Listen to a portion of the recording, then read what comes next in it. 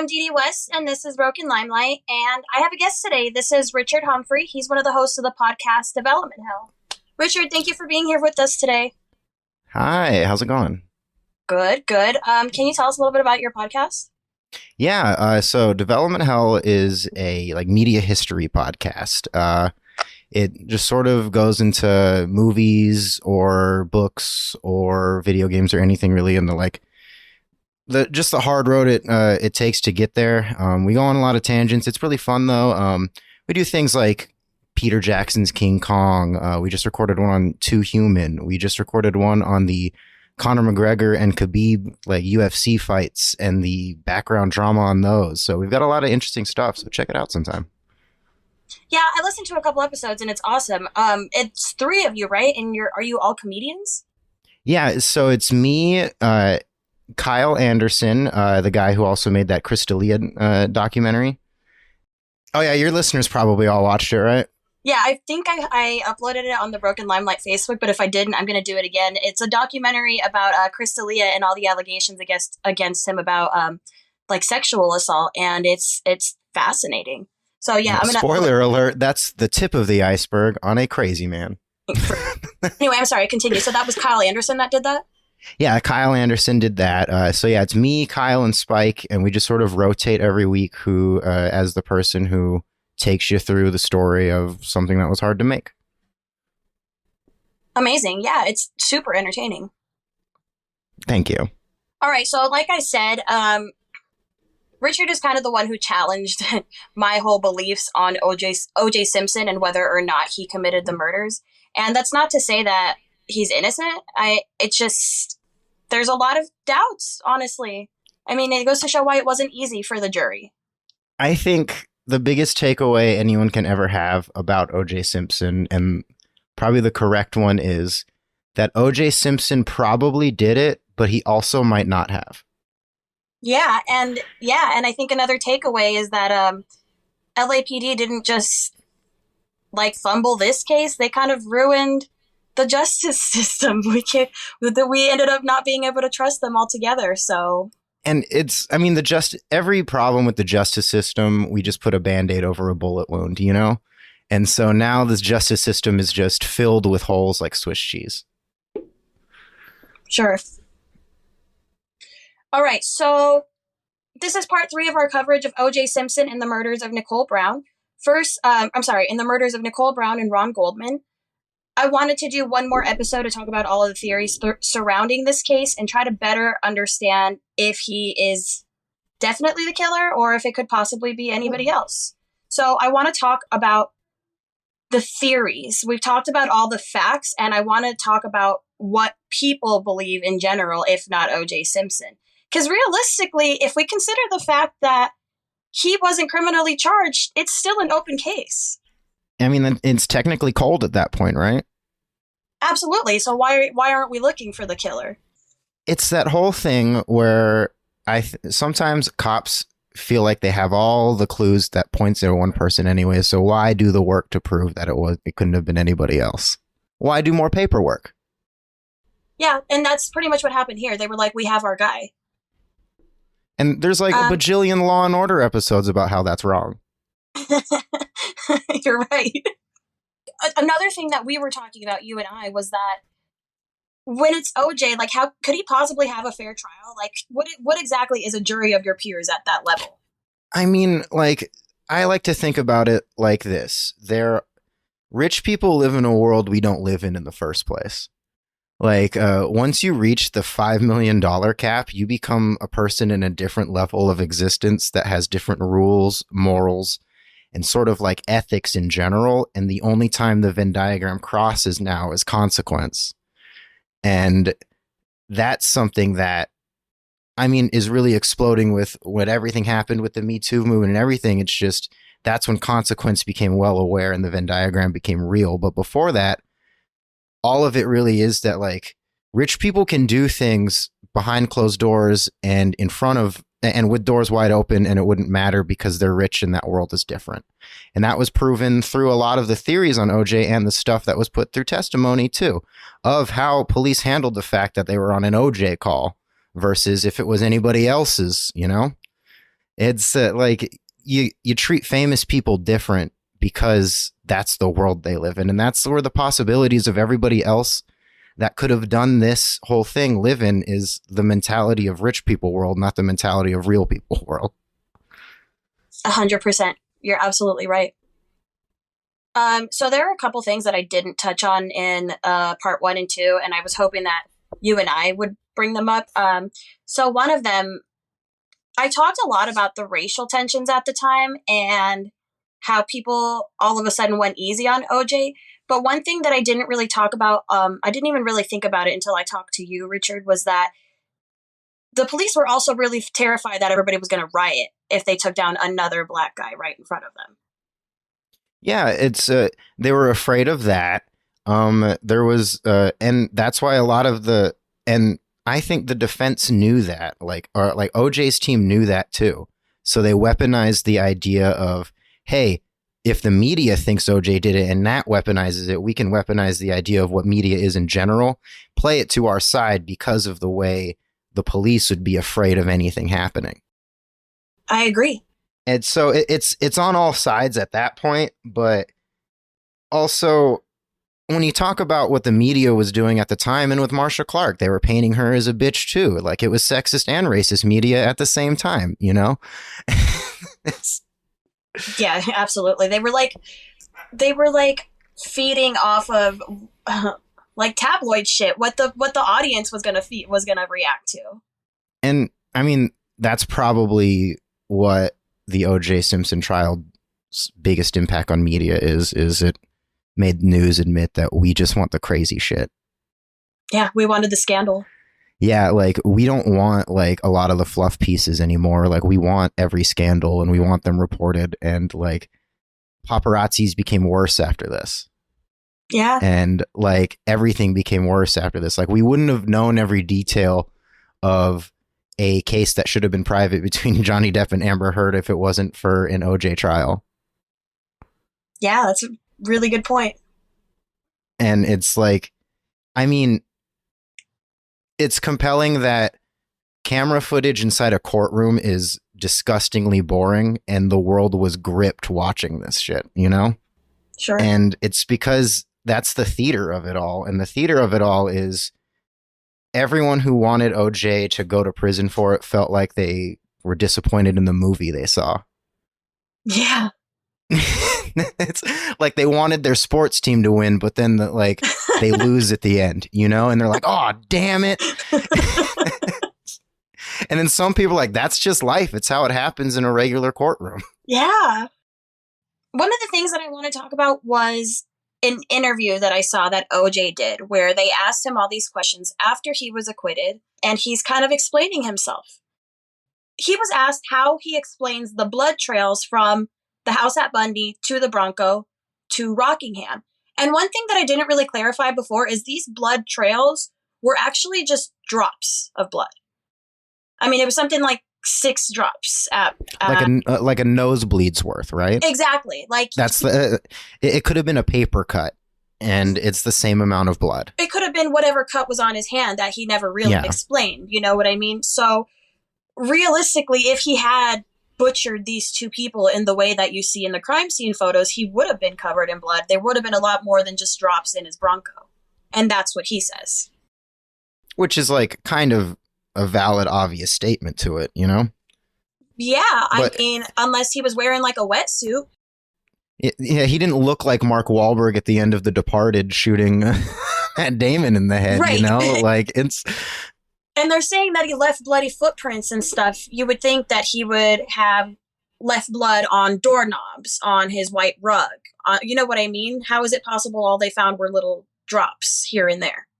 Yeah, and in rich people world, everybody likes pristine white stuff everywhere. Like, there just would have been blood somewhere. Right, and you could say, well, maybe he cleaned it up, but then it's like, well, then why did he just leave a bloody sock at the foot of his bed? You know? Yeah. It doesn't really make sense. So that's one point that he makes. When he's asked about the gloves, OJ insists those gloves weren't even his. He explains that he and Nicole bought Christmas gifts for all kinds of people, like AC, Marcus Allen, OJ's son Jason, and Nicole had friends that she bought gloves for too. So the fact that there was a receipt and there was proof that she bought gloves at Bloomingdale's, he's like, they might have not even been mine. Also, like, some people don't understand that if you work for a rich person, sometimes you have their credit card and you go out to Bloomingdale's and buy this like glove. That's you know? true. It's like at any given moment, that's a credit card. It didn't have to be in their hand because these are industrialized people that are also brands and businesses. Like Michael Jordan doesn't sign any receipt. That's true. He also says that like anybody who knows about buying good gloves would have bought similar gloves. They were just nice gloves. Yeah, at the time, like that was the glove, right? Yeah, the he was saying there's isotoners. probably according to him, that doesn't mean anything. You could have probably walked down the street and found another classy guy wearing the same gloves. The next is the size 12 Bruno Magli shoe prints. So OJ is asked what size shoe he wears, and he says, well, if you look at my closet, you'll find anywhere between a 10.5 and a 13. But they focused on size 12.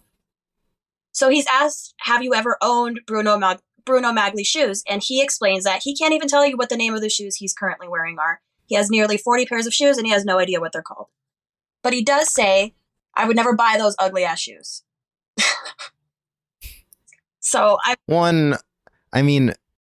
I trust when a man says he would not buy an ugly ass pair of shoes because he probably thinks they're ugly, first off. Two, most famous people have that situation where it's like there was years where Nelly didn't wear the same pair of shoes every day. Like he had someone come and give him new pairs of Nikes to wear. Sometimes you don't know the shoes you're wearing. Yeah, you're right. And like now when you think about it, all they had was that he wore a size 12 and like he wore a size 12 among other sizes. Like doesn't really point to much. Also, famous people parties, you get a big, like the Oscars just happened. They had these like $250,000 gift bags that had a bunch of crap in it, you know? And it's like, you could have got those shoes from some big event and then you had no idea. Yeah, you're probably right. It would almost be suspicious if he did know exactly what pair of shoes it was. Yeah, that would be giving too much. Like a liar always gives too much. Yeah, is what they always say.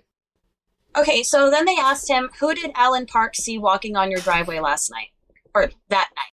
Alan Park was the limo driver who he had said that he was waiting outside for OJ. OJ didn't answer the intercom. And then all of a sudden, he saw a figure that looked like a tall black person in the driveway. So they asked him, who was it that Alan Park saw? And OJ essentially says, Park didn't say he saw someone walking on the driveway. Marcia Clark took his words and redirected them. What he actually said was that he saw someone standing by the front door. I did step outside the front door for a moment and went back in. So then they asked him, why did you lie and say that you had been sleeping when you answered the door? And his answer basically is, I think Park answered as honestly as he believed he could, but I never said I was sleeping. Kato Caitlin actually said at some point about OJ, he must have overslept. So OJ says, I think that stuck with Park and he repeated that I had overslept, but I didn't actually say I was sleeping. Hey, and also sometimes I wake up in the middle of the night and I just need to go grab like a couple breaths of fresh air and then come back in. That's common people shit. Yeah, I mean, it's hard to argue. Like, we don't know. We can't say whether he was sleeping or not. That's the whole thing. Is it's OJ probably did it, but he might not have. Yeah, he might have been sleeping the whole time. Yeah. Hey, I mean, people take Ambien and then have no idea what they did during it. You know, that's true. Okay, so then they asked him about his relationship with Nicole, and OJ said that he's proud of it. He's asked about the domestic violence, and he pretty much denies all of it, which kind of surprised me. Nicole's sister, Denise, had testified to OJ's abuse of Nicole, and OJ in this interview says, Denise is like family, but I don't think Nicole would be happy with the things that she said. He also said, Nicole didn't take crap from anyone. She was not a wallflower. If I was out of line, people would have seen. She would not take it. And that's not the image that Denise has been promoting about her. He also says that Denise has betrayed Nicole and the perception of her, and that he had seen Nicole cry about Denise more than he's ever seen her cry about anything. So I don't know if I believe anything he says about that, but that's his. I mean, I think it's toxic to be airing that shit out anyways about anybody, you know, and it's just proof that like they were in a toxic relationship in the first place. And that's the biggest whole lightning rod to the OJ did it thing is this whole thing was toxic. Yeah. And any toxic relationship either ends with you split up or you end up dying somehow, you know? Like, it's, you either die in it or you escape. Yeah, it's sad, but you're right. And like, if he did abuse Nicole like that, that's not evidence that he killed her necessarily. And no one's ever saying he didn't abuse her. Yeah. And it's like it's the one thing. It's like no one ever took that victim experience away from her. No one ever said that never happened. Yeah, both things can be true. Yeah. Okay, I agree with you. I know it's weird for a man to come on a podcast and be like, abuse, but no, but I mean, that's another reason I wanted to have you on here. You've always been kind of an advocate for victims, and I knew you weren't going to come on here and be disrespectful. So, but yeah, like, OJ might be garbage, but does it make him a killer? We don't know. Will we ever know? Could we know? We'll probably never know. Yeah, I don't think we could ever. And that's the sadness of it, and that's like the part of us that's the human part of us that always needs to know something. It's like, it's why every conspiracy gets built out around everything or anything, honestly. It's because we want to know every little piece. It's why we can't let the October 1st shooting like rest, because we can't ever logically say, what if he was just crazy? And because he never left a note, it'll always be, he was just a crazy man. But it's like, it's hard to accept because of what happened. Totally. And that's our human mind. That's our curious George part of us. Yeah, but with OJ, you want to believe that somebody's going to serve time for that, You do, and it's like, you hope someone does eventually, but it just might not happen. Yeah, it's tough. I don't think it ever will. I mean, it's been 30 years and nobody's looking into it. Yeah, it's except us right now. Right. All right, so continuing on with the abuse, he talks about the 911 call from 1989, and he says, "I was wrong."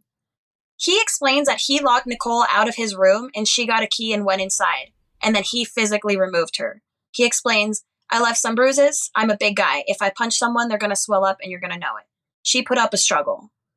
He says that in that phone call, there was nothing physically actually happening. So the interviewer says to him, "But she sounds so scared." And OJ says, "Yes, but she didn't sound scared 10 minutes ago when she was yelling at me." He says that there's another tape that the prosecution didn't want everybody to hear, and in it, Nicole admits that the door he supposedly kicked in, was already broken. So, again, I think that OJ, little by little, kind of admits to the abuse and just doesn't think it's abuse. And maybe that's systematically something that, like, men through the past 30 years have also been addressing in themselves as we all try to grow, And it's like, he was probably bred in a system where in his mind that was kind of how you handle things. And he's not in a place where those people went to therapy either. Mm-hmm. And it sucks, but like, he's talking like a man who's grown up in normalized domestic violence. Yeah. And that is so it's a symptom of a bigger issue. It doesn't change what he's done. Yeah, you're absolutely right. Okay, so there are some interesting points that I found about this that I just wanted to bring up. Earlier, I had mentioned that Ron Goldman had marks on his hands that could have been from him flailing about and hitting tree branches. But I had read some other accounts that said that they were actually bruises on his hands with, like, cuts over them, indicating that he might have punched his assailant. Now, OJ did not have those injuries. It's hard to understand what that means. Different accounts said different things, but I don't know. I found that interesting. I mean, that seems like evidence that cops looked at and went, I mean, we can take or leave that because we already have our guy. Yeah. Like, like it was probably just ignored because they were like, we already got OJ. Do we need extra stuff to get OJ? We're fine. This case is airtight. And then they go to the criminal case and it's not airtight. Yeah, you're right. Okay, so I want to talk about some of the theories. One is somebody named Charlie. So in the book, If I Did It, which, like I said, OJ didn't write the book. He just kind of allowed them to attach his name to it. But in the book... They gave him a check and he said, okay. Right. What's weird about the book, though, is that he did an interview afterwards, and it's like about the book. They're asking him about the book, and it's so bizarre watching him do this interview because they ask him about the chapter where he actually murders them, and he's like, and they're like, well, how'd you do this? And he's like, well, what I remember. I mean, it's the weirdest thing. Yeah. Well, there's also that when you go on these talking tours for like books, you're given points to talk about, or contractually, there's things that interviewers can say about what's in the memoir and what they can't say. Like when Jeanette McCurdy's book came out, there was only certain excerpts that everyone was reading from. The rest of it had to be purchased from the book. And so it's like, that could just be a guy not remembering his talking points. Yeah, you're probably right.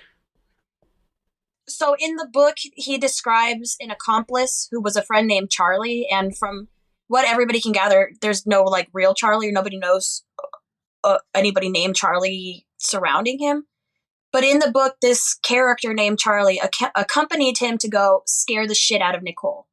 Supposedly, like, Charlie came and told OJ, hey, Nicole's partying with some other guys. Let's go over to her house. And they both went to her house together. Then OJ claims that he woke up covered in blood with no recollection of what happened. Again, this is just a story that he attached his name to. Yeah, from a book that he probably never... I mean, that ghostwriting stuff just happens. Mm-hmm. And probably when he signed on for the book, it probably wasn't titled that either. I don't think it was, but I can't remember what it was called. You know, like Penguin Publishing probably came up and they're like, this is the OJ book. And he wrote a book throughout all of this, but I think it didn't blow up because nobody wanted to read it because it was like in the middle of his trial. Yeah. Anyway, I didn't want to look into it either. I mean, I'm not gonna read those words. Right. Come on now. It's going to come off like a manifesto. Do I think OJ is well educated enough to write a book like that? No. Right. So there are a lot of theories, but I don't think a lot of them hold very much weight. One of them is that Nicole's friend Faye Resnick got in trouble with some drug dealers, like owed them money, and they came to Nicole's house to like scare Faye, and Nicole got caught in the middle of it. I don't see much evidence in that. Faye Resnick kind of like, she wrote a book that was like supposed to be a story about Nicole, but it was so like, you know about this book, don't you? She wrote about like a romantic experience between her and Nicole. It's called Drama. Yeah, and it's like, it's that thing of there's always these weird, creepy tendrils in Hollywood of people that have met a famous person once and like they're going to nail a book deal with something that's fake. Exactly. And then like frauds get found out at the end of every day, you know? Like it's... Yeah, so... There's a reason most people haven't read that book. Exactly. So they're supposed to be like best friends, but yeah, it totally seems like Faye just attached herself to the story as much as she could and got a book deal out of it. Yeah. The next theory, which I think is probably the biggest theory, is that the killer was actually OJ's oldest son, Jason. Remember, Jason was his oldest son from his first marriage. So by the time OJ got with Nicole, Jason was about 15 years old. Yeah, he was, and so Nicole was his stepmom. Exactly. Yeah. And she was, how old? I mean, she was 19 when he came into her life. So like they were peers. Yeah. And they were both probably have a connection of being abused by the same person. And so they can get close, you know? That's an interesting point. Because the bigger theory is that they had a very close relationship. And what's more close than trauma bonding at that point? Yeah. While actively both going through it. So one thing I think about Jason is this is the one theory that I kind of entertain, because if OJ is not the killer, I feel like OJ knows exactly who the killer is and he knows what happened, because to me, he never asked what happened to Nicole. He never really tried to find the real killers. I think if he didn't do it himself, he knows who did it. And Jason's the only person I can think of that he would cover for. Yeah, and that is rich people world logic of, shit, my son killed somebody, I'll help cover it up, you know? Mm-hmm. This theory comes from a guy named Bill Deere. He's an investigator, and he wrote a book called O.J. Simpson is Innocent and I Can Prove It. I wonder what that book's about. Right? So he explains how, as Jason got older, he and Nicole would start hanging out and going to clubs together because they were so similar in age. And they became close. They would hang out and bond. Now, on the night of the murders, apparently, Jason invited Nicole to dinner at a restaurant where he was working as a sous chef. So, as a sous chef, if you're inviting your family over to cook for them at the restaurant, that's kind of a big deal. And like everybody in the restaurant's kind of excited to like serve for your family and stuff. And it turns out that she bailed.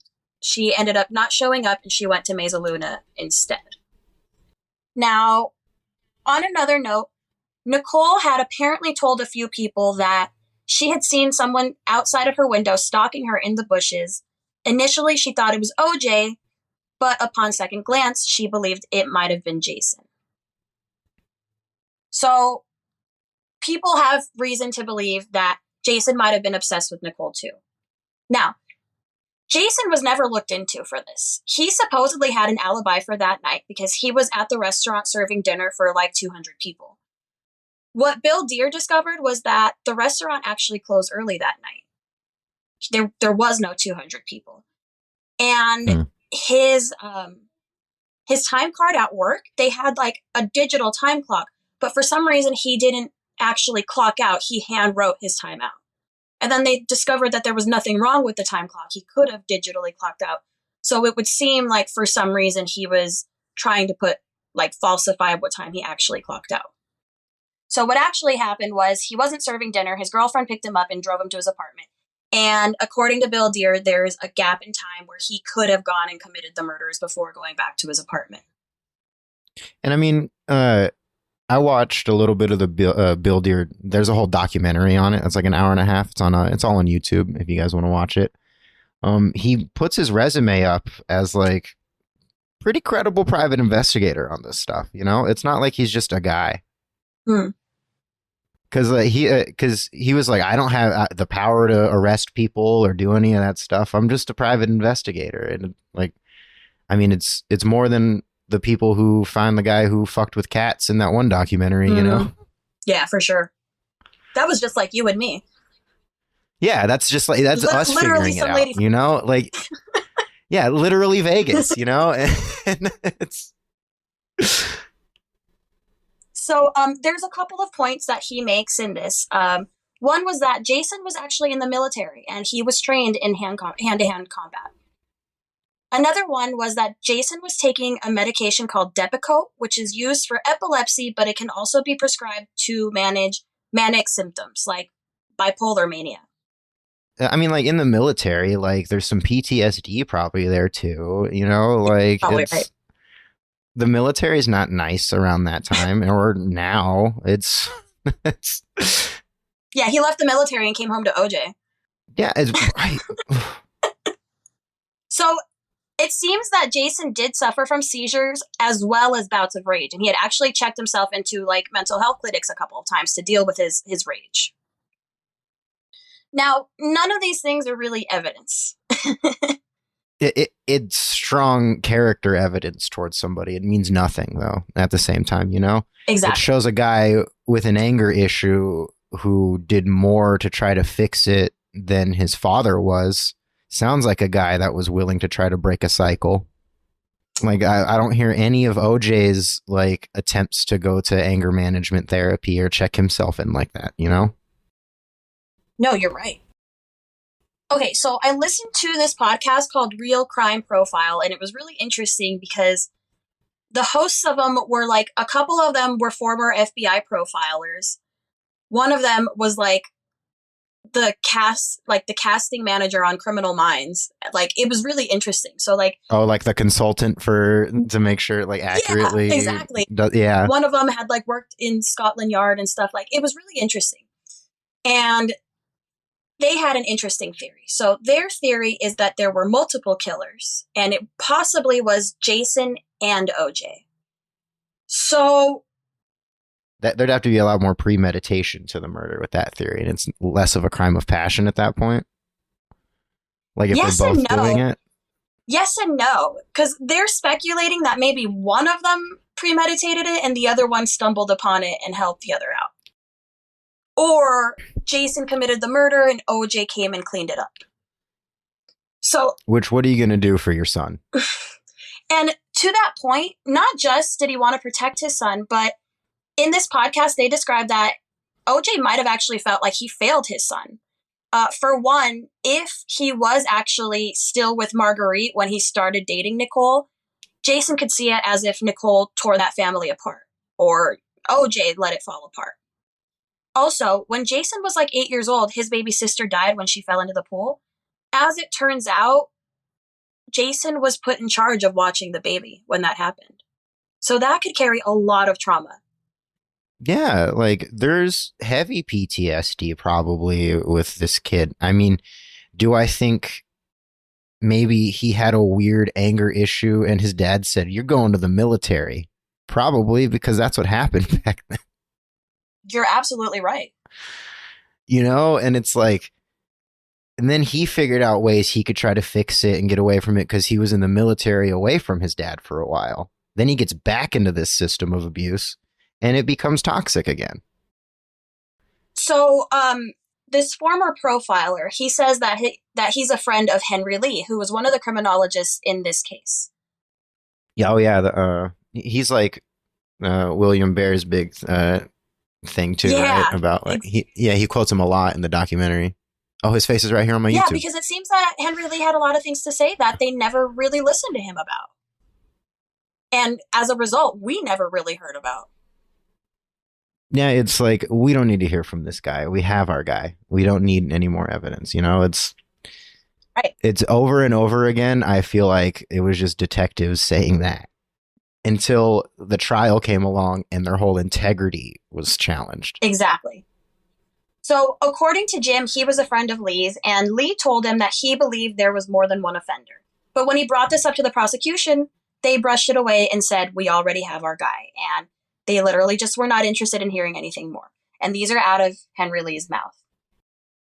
He says that there are signs that there were actually two assailants. One is the shoe prints. He appears that the shoe prints showed that there were two sets of shoe prints. The other is the fact that there was two people, so it just makes more sense that two people overpower two people than one person overpowering two people. Finally, according to Lee, Ron had holes in his pants where he had been stabbed in the legs, and according to Lee, the holes line up in a way that show that both of his legs were kicking simultaneously as he was being stabbed, indicating that somebody was lifting Ron up while he was being stabbed. So he believes that one assailant was holding him from behind and lifting him off the ground while somebody was standing in front of him stabbing him. What a terrible way to go.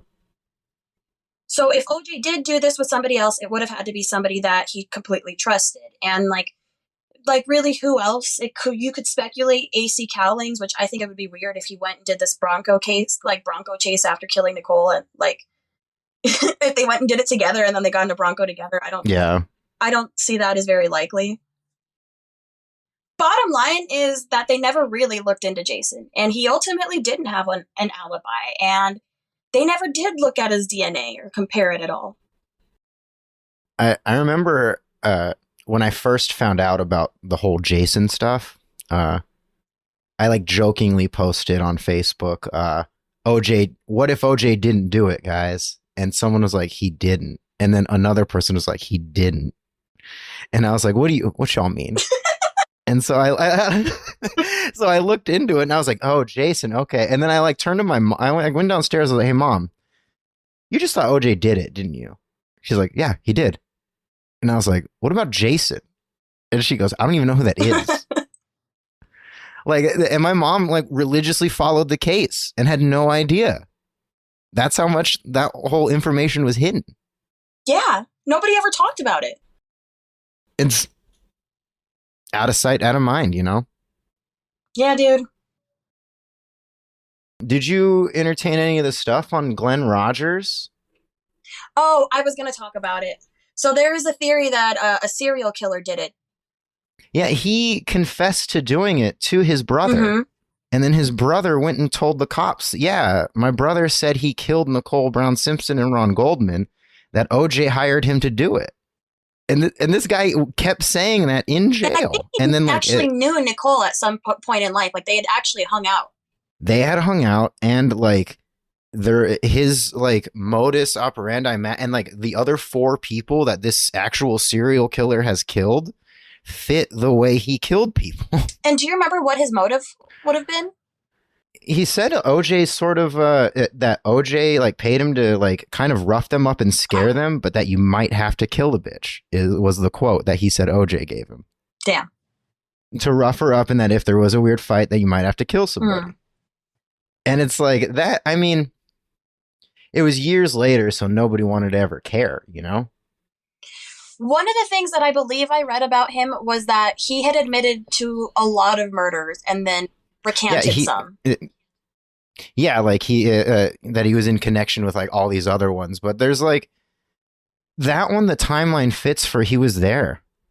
Really? Like in the same, like apparently that was the one thing, is that like he was in that area at the time, so it could have happened, but people want, and then there's like a couple of movies and documentaries have been made about that, like the 2019 film The Murder of Nicole Brown Simpson purports to tell the story as asserted by Rogers and his family about his involvement with Nicole Brown Simpson.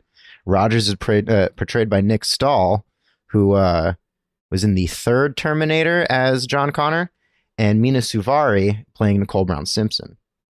Huh. 2019? Damn. That sounds interesting. I gotta look into it. But yeah, I think that's why a lot of people don't believe him, is because he's recanted some stuff. But I mean, you're right. If he was there at that time, like, we can't really rule him out. If nobody's fucking looking into him or taking his DNA evidence or anything. Dude, I mean, and they're making full movies about the whole story, you know? Like, they're not making Jason movies. I mean, they're making Friday the 13th Jason movies. They're not making Jason Simpson movies. Oh my God. Oh, and that's another thing about Jason, is I believe he had like not just rage problems. I believe he might have like abused ex-girlfriends before, or like blown up on ex-girlfriends. I mean, I hate to be the guy that says like I'm not surprised, but like we know his father's a known abuser. Mm-hmm. Like I think he was probably abused, and it's all that same cycle, man. Yeah, you're probably right. All right. Do you have any other theories? No, that's the major one that I was like, really, it's like, I mean, it probably, like, that's the thing. Glenn Rogers admitting to it, but also like tailing onto other murders is shitty. But like, I mean, that means he has as much of a possibility of doing it as OJ does in the eyes of the law. Yeah, really, they should at least look into somebody else if they're going to accept that OJ didn't do it. Yeah, and I don't know. It's like I'm too white to talk about the racial bias and that kind of thing, you know? Okay, so before we finish this up, I just wanted to take a minute to talk about Ronald Goldman. He kind of gets forgotten about in this. And I don't know if you've seen the show American Crime Story, The People versus O.J. Simpson. Did you happen to watch it? Oh, yeah. I watch every Ryan Murphy thing. Oh, you do? Ever. I love Ryan Murphy. Yeah. I don't know. It's like I've watched everything he's produced, and I don't know. It's like I end up like I didn't. What's that one with Ben Platt where he's like trying to run for president of school? He has all these Netflix like really crappy things, and it's just more of a Ryan Murphy guy. Anyway, The People versus or Brad Falchuk. I mean, what? I meant Brad Falchuk, his writing partner. Way better guy. Oh yeah, I love Brad Falchuk too. But yeah. So The People versus O.J. Simpson is really good. Cuba Gooding Jr. plays O.J. and Rob Kardashian is played by David Schwimmer. And then Selma Hayek not Selma Hayek. Selma Blair. My bad. Selma Blair is Kris Jenner. Yeah, is Kris Jenner. Yeah, it's good. Like, yeah. I mean, it's the better of the American like crime stories. And again, it went back to making courtroom footage interesting. Yeah, it absolutely. Yeah, you're right. They did a great job with that. Yeah. Anyway, so in that show, the character of Fred Goldman, that's Ron Goldman's father, he says in the show how in this whole scheme of things, his son just kind of became a footnote. And it's really sad because he was really this like vibrant, caring being who would have gone and protected anybody, who would have gone and saved anybody. And he just kind of got really forgotten about in this. So I just wanted to take a minute to say some things about him. What did you say? I was saying, yeah, it does suck. Like, Ron Goldman, like, for all, like, no one has ever said, like, oh, there's skeletons in the Ron Goldman closet. No, you know, you're right. It's like everyone's like been like, oh, there's stuff in the Nicole Brown Simpson closet, but it's Ron Goldman was just a guy. And I don't know. I don't think anyone deserves to die in like a horrible manner, but it's like, especially just a guy. He really was. He was just wrong place, wrong time. Sucks. And like, with all the speculation about whether or not he and Nicole were romantically involved, it's not like that has anything to do. Like, it's not like that would make him deserve the murder anymore, you know? No, and it's like, OJ's sleeping around with other people. Like, if Nicole is sleeping around with other people, like, that's probably one, like, neither of our business, but like, they're doing the same thing. It's not like one person is worse for anything at this point. For sure. And for all we know, he really was just getting off his shift at work and stopping to drop off her glasses, and he got murdered. Yeah. You know, and that sucks. So Ronald Lyle Goldman was born in a Chicago suburb on July 2nd, 1968. When he was 5 years old and his sister was 3, their mom left them and they were raised by their father, Fred. Now, a couple of years later, when they were about 4 and 7 years old, their mom kind of kidnapped them, took them back and told them, your father doesn't want you anymore. And then their father, Fred, had to like go into this whole custody battle to get them back. He won, fortunately, and then their mom just fell off the planet, never talked to them again. As kids, they were in a horrible car accident. I believe he was 16 and his sister Kim was about 13. So they were in this horrible car accident where Kim almost died. She ended up almost losing her sight. While she was trapped in this car, Ron was screaming, save my sister, save my sister. And eventually he was the one who pulled her out of the car. And then while she was in the hospital recovering, he held her hand the entire time and cracked jokes while she recovered. As a teenager, Ron spent summers as a camp counselor and played Little League Baseball. He worked as a recruiter, tennis coach, and waiter, and he had big plans to open his own restaurant and bar. So, by all accounts, he really just was a nice guy who looked out for other people and had plans of his own. And that's pretty much it. I mean, bottom line, like we said, this is still an open, unsolved case. OJ was acquitted. Nobody ever went to jail for it. And nobody's looking for the killer. And there's no statute of limitations either. So if they wanted to, they could look into them. They could. Now.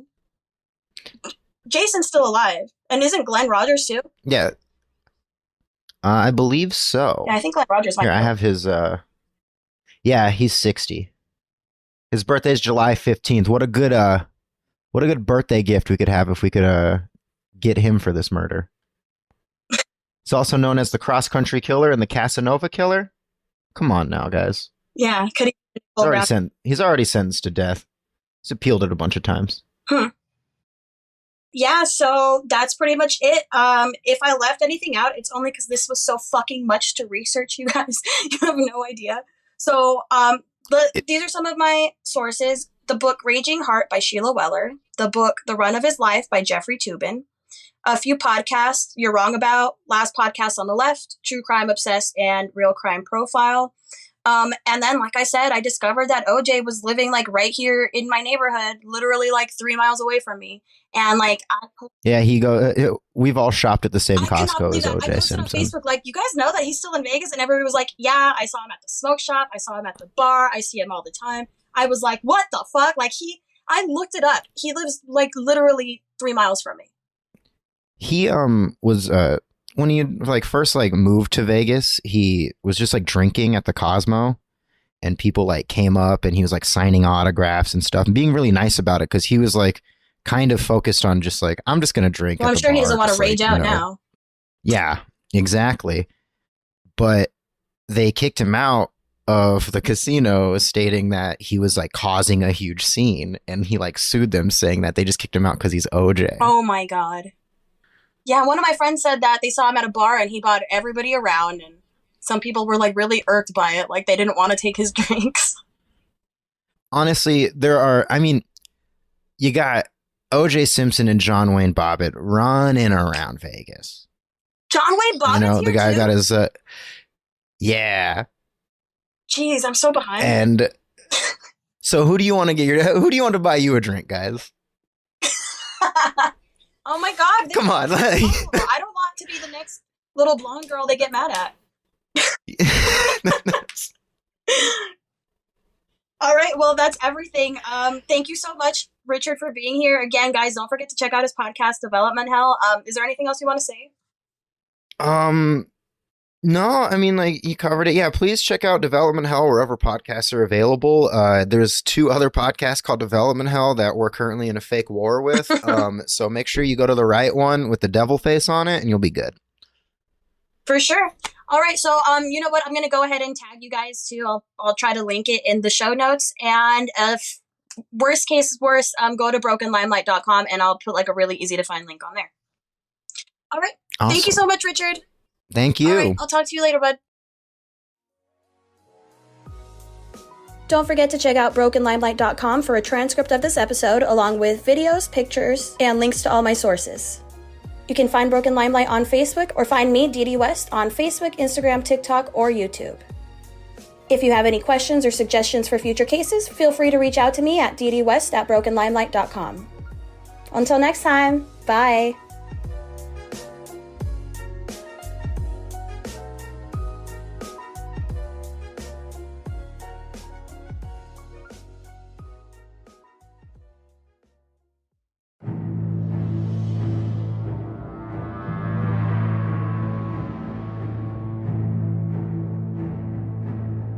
Hey, future unnaturalists, I'm Emily. And I'm Andy.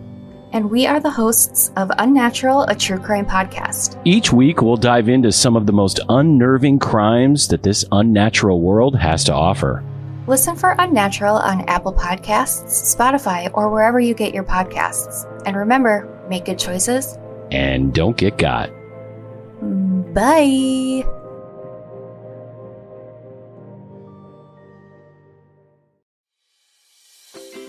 Bark box, bark box, bark box, bark box. You guys know my dogs, Jude and Eleanor Rigby. Well, we just started getting them bark box, and I'm telling you, your dogs will love you. No more are they angry at the mailman. No more, I say. It's like a box of dog joy that's delivered every month, and each box tells a different story with different themed toys, treats, and photo-worthy props. Typically, what we get in each box is a couple of toys, a couple of treats, and a chew, but you can actually tailor fit your box to fit your dog's needs. Guys, I'm telling you, your dogs will love you, even more than they already do. So try it out, and if you use my link, you'll get a free extra month of BarkBox, which is a $35 value. So just head to barkbox.com/brokenlimelight and get started on your first BarkBox today. BarkBox, BarkBox, BarkBox, BarkBox. Nailed it, Jude.